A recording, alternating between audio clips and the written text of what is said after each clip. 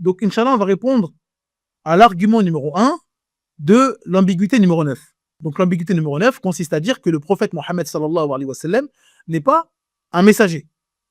Et donc, son premier argument, il consiste à dire que le prophète Mohammed sallallahu alayhi wa sallam n'est pas un messager. Pourquoi? Parce que ce n'est pas un prophète selon l'Ancien Testament et la tradition juive. Donc, on va écouter le passage et on va réfuter son argument, Inch'Allah.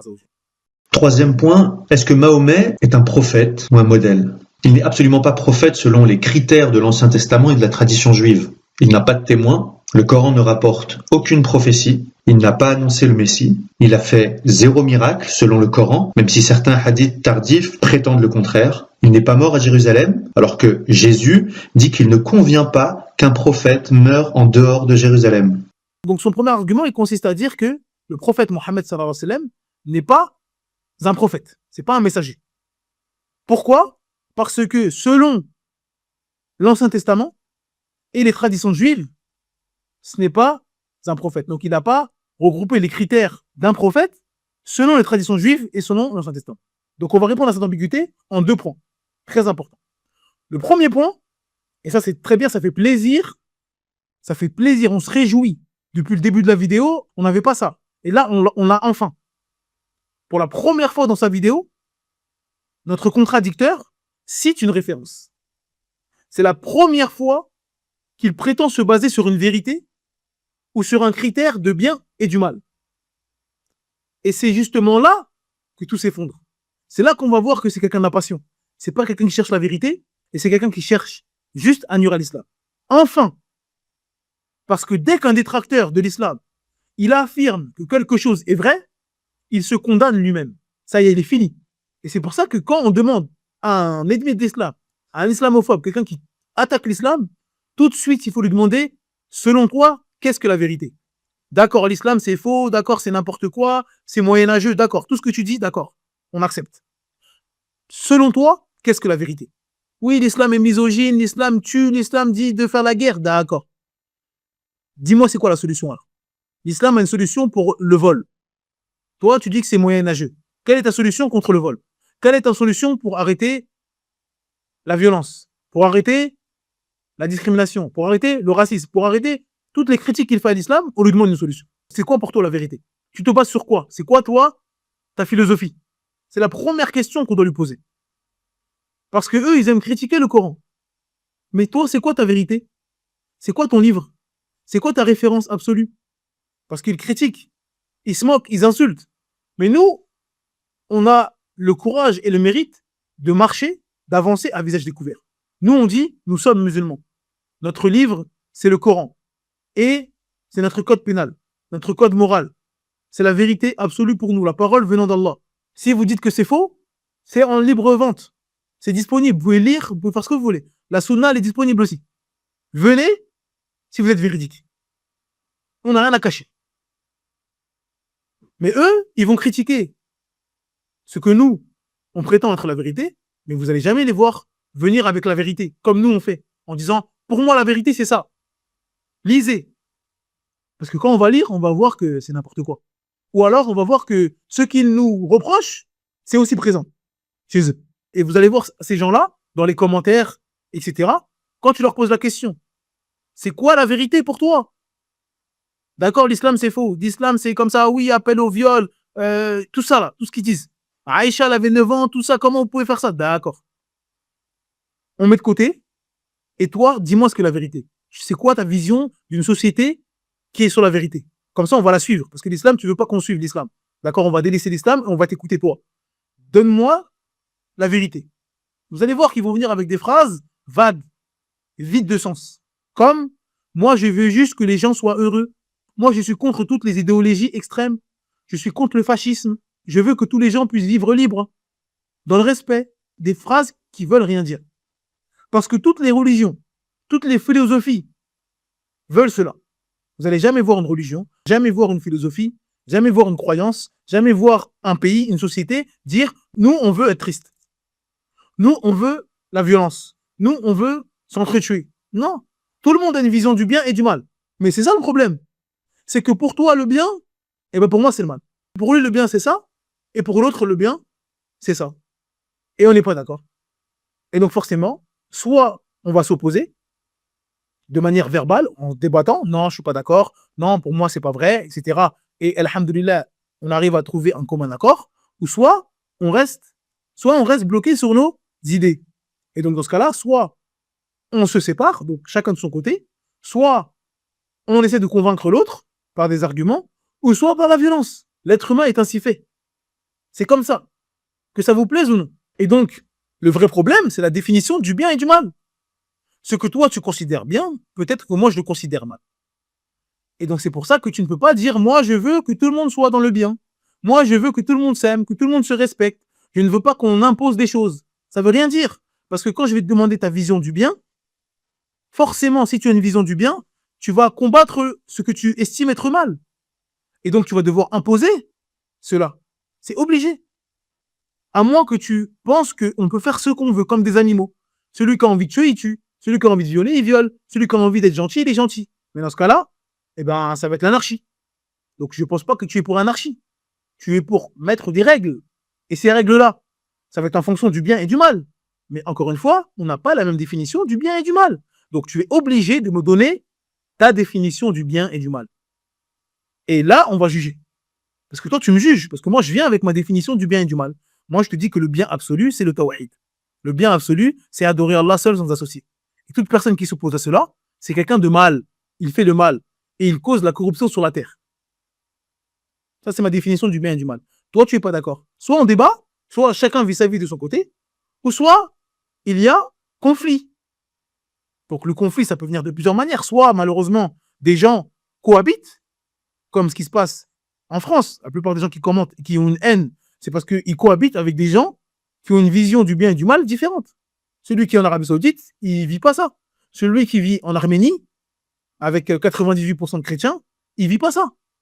Mais celui qui vit dans un pays où des gens ont pris le pouvoir et ils ont voulu volontairement mélanger tout le monde, avec des idéologies différentes totalement opposées, bah ça crée des conflits et ça crée parfois de la violence, verbale ou physique. Mais ça, encore une fois, c'est votre problème. Ceux qui viennent dans les commentaires parce qu'ils ont une haine remplie dans le cœur et ils nous disent cela, ce que vous vivez, moi je ne vis pas. Je ne vis pas avec des gens qui sont en totale opposition avec ce que je crois. Alhamdulillah. On vit avec des gens, quand tu lui dis la ilaha illallah, alhamdulillah, ils sont tous d'accord. En tout cas, la grande majorité est la majorité dominante. Et ceux qui sont minoritaires, ils vont pas le crier sur tous les toits. Alhamdulillah. Et donc, à vous d'aller dans un pays où votre idéologie règne. Mais ne parlez pas de ma religion, ne parlez pas de l'islam en disant vous faites ça, vous. Non, ça c'est chez toi. L'islam est un problème chez toi, pas chez moi. Là où je vis, c'est pas un problème l'islam. C'est un problème chez toi. Donc soit tu déménages, soit tu essaies de régler ton problème. Mais ça, c'est ton problème. Et donc ces gens-là, ils nous donnent pas leur philosophie, ils nous donnent pas leur idéologie. Donc dites-nous quel est le livre que vous suivez. Quelle est votre référence? Quelle est votre idéologie? Et là, on va tout de suite voir que vous êtes des menteurs. Et c'est ce qu'il a fait. Depuis le début de sa vidéo, il critique l'islam. Il ment sur l'islam. Mensonge sur mensonge. Et là, il s'est dévoilé. Il a dit le prophète Mohammed n'est pas un prophète selon l'Ancien Testament. Et donc, il prend en considération la Bible. Donc, le Nouveau Testament et l'Ancien Testament. Et donc là, on voit que c'est du n'importe quoi. Depuis le début de sa vidéo, il est venu avec n'importe quoi. Son argument, c'était que le Coran n'est pas un livre divin. Son argument, c'était que le Coran et l'islam de manière générale, c'est pas divin. Le Coran n'est pas divin. Pourquoi? Parce qu'il a été écrit sur plusieurs siècles. Il a dit le Coran, c'est pas divin, c'est humain. Pourquoi c'est humain? Parce que ça a été écrit sur plusieurs siècles. On a réfuté cet argument-là. Et on a prouvé que le Coran est un livre divin et que le prophète Mohammed a transmis à ses compagnons ce livre-là. Et cela de son vivant. Et que rien n'a été ajouté après sa mort. On l'a prouvé historiquement. Alors que les évangiles, la Bible, a été rédigée, elle, sur plusieurs dizaines d'années après Jésus. Et ça, c'est pas moi qui l'invente, c'est des sources chrétiennes. Il y a juste à ouvrir la Bible. Écoutez ce que dit l'évangile de Luc, au chapitre 1, du verset 1 à 4. Et c'est pas moi qui ai inventé. C'est quand on ouvre la Bible, on va dans l'évangile de Luc, on va dans le chapitre 1 et on lit le premier verset. Qu'est-ce qu'il nous dit ce verset? Il dit, plusieurs ayant entrepris de composer un récit des événements qui se sont accomplis parmi nous, suivant ce que nous ont transmis ceux qui ont été témoins oculaires dès le commencement. Il m'a aussi semblé bon, après avoir fait des recherches exactes sur toutes ces choses, de les exposer par écrit. Donc là, avant de commencer son évangile, Luc, il dit, là, je vais vous rassembler des récits de certaines personnes qui ont vécu avec Jésus. J'ai fait des recherches, et voici le résultat de mes recherches. C'est pas moi qui le dis, c'est Luc. Au chapitre 1, du verset 1 à 4. Donc c'est lui qui le dit clairement qu'il n'a pas été témoin des événements, et qu'il ne parle pas au nom de Jésus, et qu'il rédige simplement un récit à partir de ce qu'on lui a rapporté. Maintenant, qui lui a rapporté? Est-ce qu'il y a une chaîne de transmission rattachée jusqu'à Jésus? Non, rien de tout cela. Donc leur livre, qu'ils appellent la Bible, les évangiles, qu'ils considèrent comme divin, qui est la chose la plus chère à leurs yeux, pour nous musulmans, c'est encore plus faible qu'un hadith faible. Ça veut dire que nous, en tant que musulmans, si quelqu'un vient avec un hadith, avec leurs conditions de chaîne de transmission, c'est-à-dire quelqu'un qui vient, qu'on ne connaît pas, qui n'a pas vécu avec Jésus, donc qui n'a pas vécu avec le prophète, et qui dit, des gens qui ont vécu avec le prophète m'ont dit, j'ai fait des recherches, et voici mes recherches. Pas de chaîne de transmission. Il n'y a rien qui est rattaché. On ne sait pas qui a dit ça. Ça, là, en islam, on prend ça, on le jette au mur. On dit ça, c'est un hadith très faible. On dit même, c'est inventé. On ne connaît même pas. On ne sait pas quitter. Et tu dis, des gens m'ont rapporté. Ça, c'est plus que faible. Et ça, là, vous le prenez et vous dites, c'est la parole de Dieu. Le fait qu'ils prennent comme référence la Bible, ça démolit tout ce qu'il a dit précédemment. Parce que tout ce qu'il a dit précédemment, pour critiquer l'islam et le Coran, c'est présent dans la Bible. C'est-à-dire que soit il a menti sur le Coran en disant que le Coran, il a été écrit sur plusieurs années, ça c'est faux, mais dans la Bible, c'est le cas. Ou alors, il a dit que le Coran appelle au combat.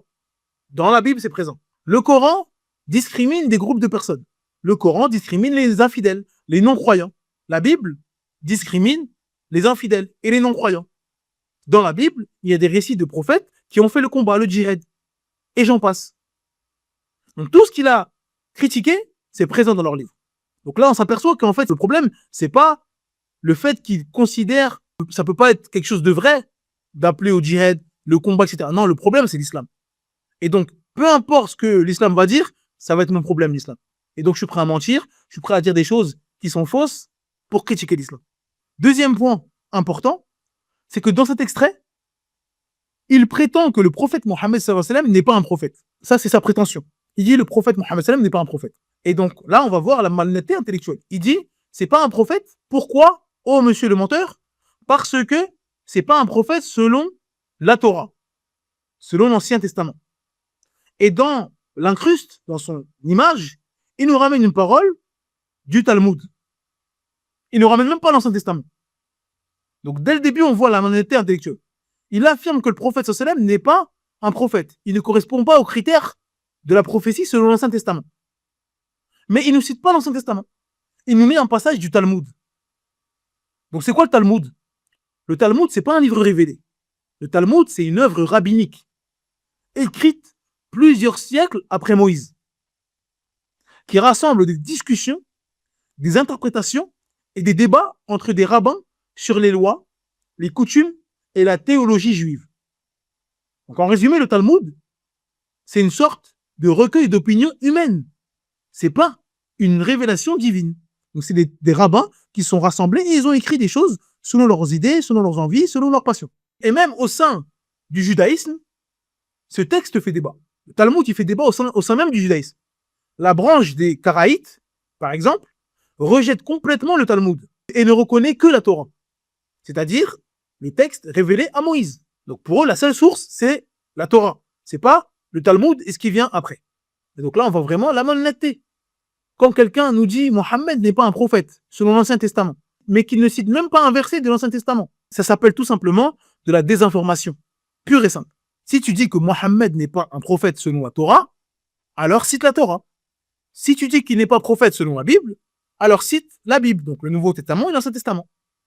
Mais si tu cites le Talmud, un livre écrit par des rabbins des siècles après la Torah, là, tu n'es plus en train de parler de la révélation, ni en train de parler de la Torah, mais des interprétations humaines. Et tu n'as même pas l'honnêteté de le dire. Donc maintenant, notre mission, parce qu'encore une fois, on a vu qu'il ment. Mais nous, on veut aller plus loin que ça. On a prouvé qu'il ment, on voit qu'il est malhonnête, donc il ment sur l'islam, il ment sur le prophète Mohammed sallam. en ramenant du Talmud et en prétendant que c'est la Torah, nous, on va aller plus loin dans ça. On va prouver même que le prophète Mohammed sallam est un prophète envoyé selon la Torah. Et que le prophète sallam remplit les critères de la prophétie selon la Torah. Donc, tu es venu avec quelque chose en mentant, et donc nous, on va venir avec cette même chose et on va prouver que ce que tu dis, c'est l'inverse. On va dire non, la Torah annonce que le prophète Mohammed sallam est un prophète. Car tous les critères de la prophétie sont présents chez le prophète Mohammed sallam. Et donc ça, on va le faire vidéo par vidéo. Chaque critère, on va ramener des preuves dans l'Ancien Testament et dans la Sunna ou dans la biographie du prophète Mohammed sallam pour montrer que, certes, il avait cette caractéristique.